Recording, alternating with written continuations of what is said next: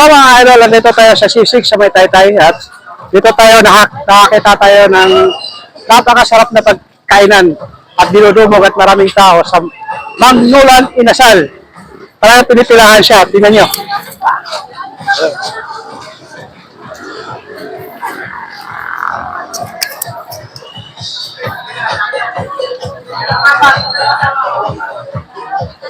Kaya mga idol, dito yung ating sinasabing kainan ng sa C6.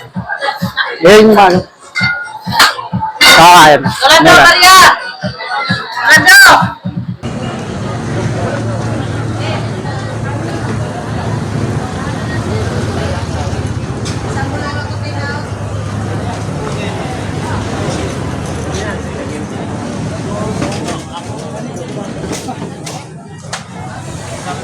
Yung dalawang hita, number... Mahal mag-ano ka, magpusit ka. Dito yung isang hita na 200. Ayun pa yan. Anong kagat pa? Yan. Ah!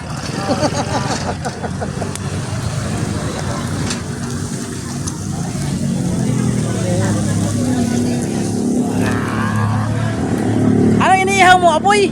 Apoy, labang manok. Shout out mga idol, shout out. Apoy lang muna, kaya wala pang manok. Shout out mga idol.